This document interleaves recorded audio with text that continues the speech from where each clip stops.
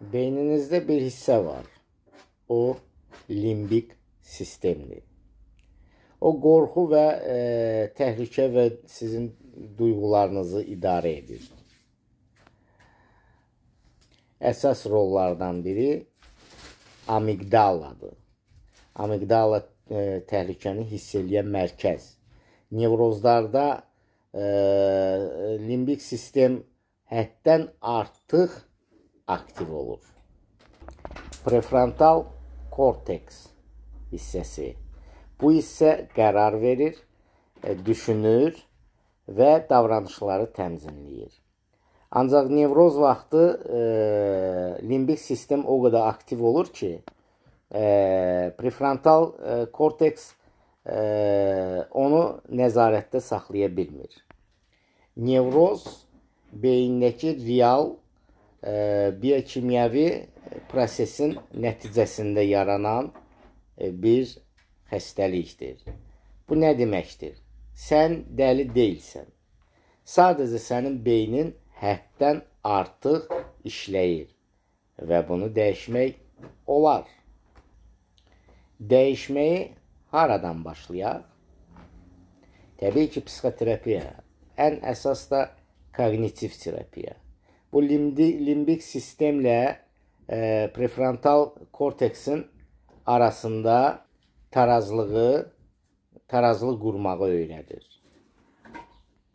Siz də düşüncələrinizi, özünüzü, həyatınızı dəyişmək istəyirsinizsə, buyurun, müraciət eləyin, 24 saat sizin qulluğunuzdayıq.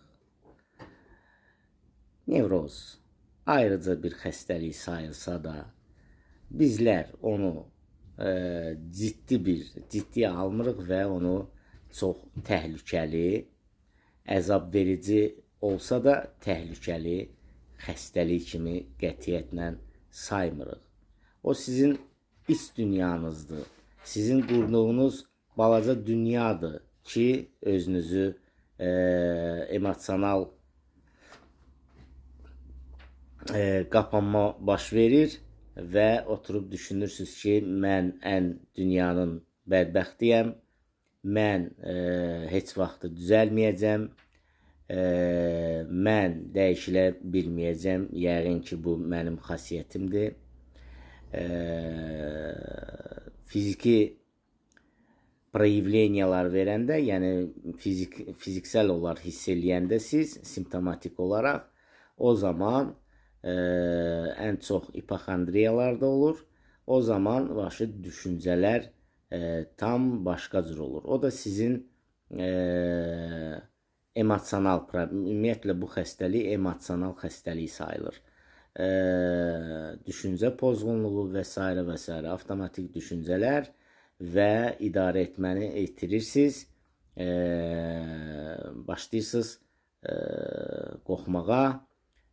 Avtomatik düşüncələr gəldiyi zaman siz bütün avtomatik düşüncələrə inadlı olaraq, yəni ubicdeniya verib, 100%'lik ubicdeniya verib düzgün interpretasiya etməməyə başlayırsınız. Tamam mı mənim əzizlərim? Oradan da başlayır bütün problemlər. Dəyişmək istəyirsinizsə, buyurun. Utanmayın. Bu psixoloji xəstəlik deyil, bu sadəcə psixoloji pozuntudur. Tamam mı? Fərqlərini də mən sizə demişəm keçmiş videolarımda psixoloji xəstələrlə psixoloji pozuntunun fərqi nədədir?